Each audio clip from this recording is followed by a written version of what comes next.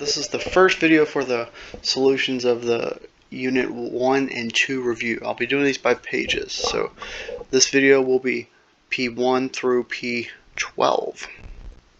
Alright, so or the first page. So, number 1, the figure shows a line through points A and B, which the following is a name for this line. So if you notice that the line has arrows on both sides, meaning it goes on and on forever. So we look at the ones that have arrows on both sides. The only one we have here is D. Okay, our answer actually is D, because we name a line with the little line symbol over the top, and then the two of the points that are on the line. Okay, in this case we have A and B go through there, so we can name it BA with the line symbol. Okay, next. Number 2, the figure shows an angle diagram. How does the relationship between angles 2 and 3 compare to the relationship between angles 1 and 2? Okay, so let's look at angles 2 and 3. 2 and 3 right here. Since this is a right angle, this would also form a right angle. Okay. And then next, let's see, so I know that 2 and 3 have to be complementary. So let's look at 1 and 2. Now notice that 1 and 3 are vertical angles, okay? So since 2 and 3 add up to 90, 1 and 2 also have to add up to 90. So both pairs of angles are complementary. Number 3, let A, B, and C represent real numbers. We're given that this A plus B is equal to 8 and B plus C is equal to 8. We want to prove that A is equal to C. We have this proof right here. We want to know what the missing reason is. So if we notice what we're doing, so I notice I have A plus B equals B plus C. If I subtract B from both sides, okay, I'm subtracting B from both sides, all I'm left with is A and C on either side of the equal sign. So this has to be the subtraction property of equality, or C. Okay, moving on to the next, number 4. So this one, there are only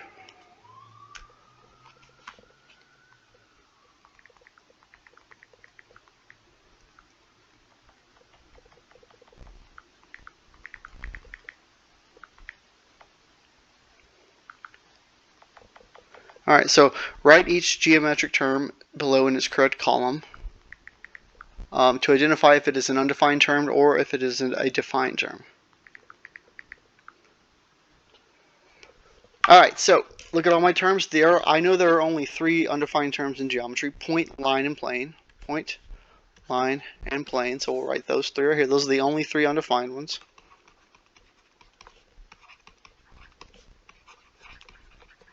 And then the rest of them will be defined. Everything in geometry is defined off of these 3 undefined terms. That's why we call them undefined. So we have ray, segment, angle, circle, and arc. Awesome. Number 5. Okay, so we're going to try to put these reasons in order right here. So first one, obviously given. Let's talk about what they did from number 1 to number 2. And to get from number 1 to number 2, they just distributed this first one. This one has a 1, so 1 times 5x, 1 times negative 2 gives me that.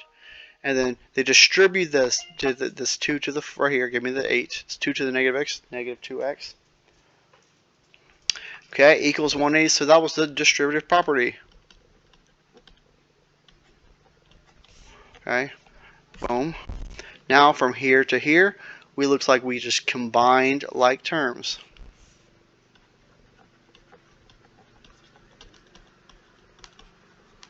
And then number 4, from here they subtracted 96 from both sides, so you're subtracting. And the last step from 4 to 5, we divided both sides by 3, so this is division, property of equality. And that's number 5. Number 6, the figure shows AC, which includes point B. Point X is located between points A and B, okay, somewhere right here. The distance between A and X, from here to here, is 1/4 of AC. AC is the entire thing, okay? So, AC is 8 plus 4, right? So that's equal to 12, okay? So, AX is equal to 1/4 of whatever AC was, 12. so it's equal to 3, and that answer is B. Okay, number 7.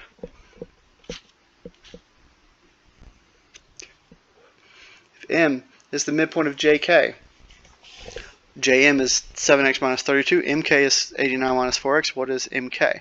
So let's draw out our segment. We have M, which is the midpoint of segment JK. So here's segment JK. And then M is directly in the middle. Well, we know about, since M is the midpoint, JM and JK will, MK will be the same. So JM is 7x minus 32. MK is 89 minus 4x. So since we know that JM is congruent to MK, we can set those two expressions equal to each other and solve for x for our first step. So 7x minus 32 is equal to 89 minus 4x. Okay, let's add 4x to both sides to get 11x. Then we'll add 32 to both sides to get, excuse me, let me get my calculator out. To get that 121, so divide both sides by 11, x is equal to 11. However, that's not our answer because we're not looking for x, we're looking for MK. So MK is this right here, 89. So we'll plug in x for 11 for x, so 4 times 11. And my calculator, this gives me that MK is equal to 45, which is C. Number 8. The figure shows two intersecting lines where the measure of angle 1 is equal to x minus 6 and the measure of angle 2 is equal to 5x plus 6. What is the measure of angle 3? So first, of course, I need to find x. So let's look at the relationship between 1 and 2. 1 and 2 form this straight line, so they are supplementary, means they add up to 180. So x minus 6 plus 5x plus 6 equals 180. So this will be 6x. So negative 6 plus positive 6 is equal to 0. So 6x is equal to 180. Okay, divide both sides by 6. X is equal to 30. Now we're trying to find the measure of angle 3. So I know that 3 and 1 are the same, right? So if I just plug in for a measure of angle 1, I'll get the measure of angle 3. 30 minus 6, so that's 24 degrees. So the measure of angle 3 is 24 degrees, or A. Alright, P9. If JM bisects angle HJK, the measure of angle HJM is 8x plus 14. The measure of angle MJK is 11x minus 10. What's the measure of HJK? So let's draw out angle HJK to start off with. Okay. HJK. Alright, so then we know that JM is bisecting angle HJK. What that means is that it creates two congruent angles, HJM and MJK. Oh, well, that happens to be what I have these expressions for. HJM is 8x plus 14, and MJK is 11x minus 10. So since those are congruent angles, we set the expressions equal to each other and solve for x first. So 8, let's put the 11 on it. 11x minus 10 equals 8x plus 14. So I'm going to subtract 8x from both sides, give me a 3x on the left. I'm going to add 10 to both sides to give me 24 on the right. So divide both sides by 3, x is equal to 8. So now I want to find the measure of angle HJK, so I can plug into either one of these, and whatever I get I'll multiply by 2 to get the measure of angle HJK. So the measure of angle HJM is 8 times 8 plus 14, which is 78 degrees. Now the measure of angle HJK is just 2 times this, so it's 156 degrees.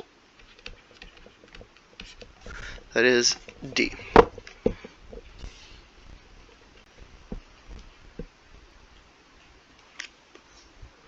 Number 10.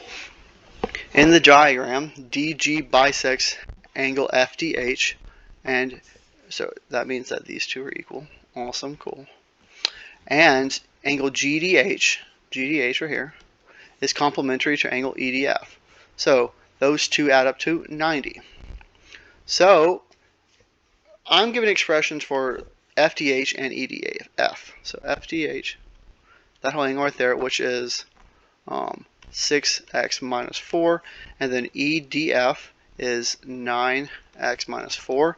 So I know that half of FDH, or half of 6x minus 4, is equal to, plus 9x minus 4 is equal to 90, right? So that's my expression. Half of 6x minus 4 plus 9x minus 4, together that equals 90. Okay, so I can easily take half of both of these. This will be 3x minus 2 plus 9x minus 4 is equal to 90. So 9 plus 3 is equal to 12x, and then negative 2 minus 4 is negative 6. So then 12x is equal to 96, and x then gives me 8. So we're trying to find the measure of angle GDH. Okay, it's going to be half of FDH, right? So we'll find FDH. So 6 times 8 minus 4, that's going to be 44 degrees. So half of that would be 22 degrees, which is my answer. Awesome. Number 11.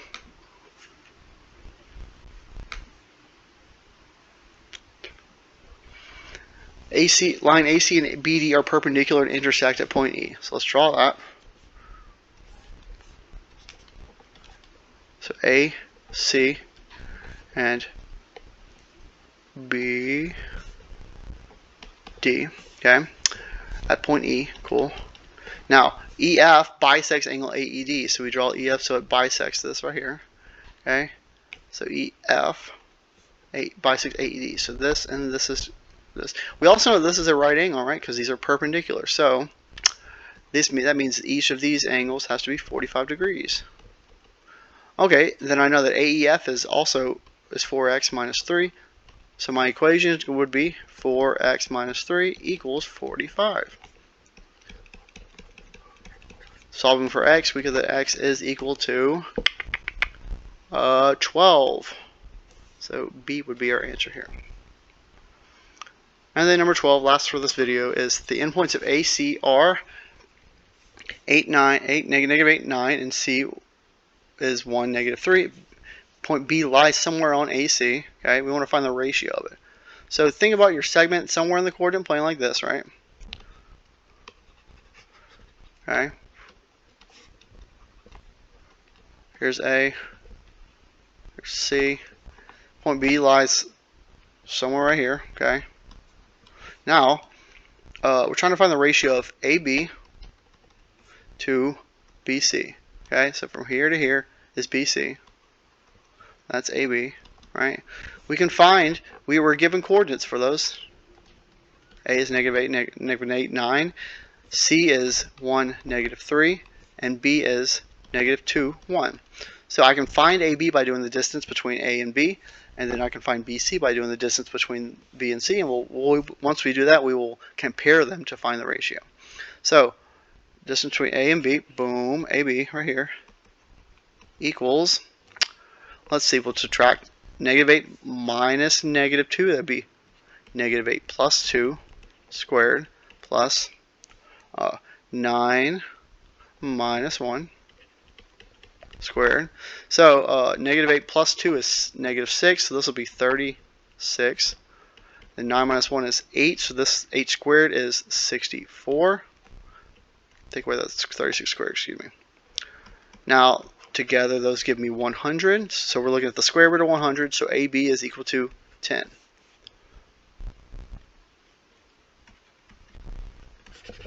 Alright, AB is 10, now let's find BC. So we'll do, now we'll take our 1,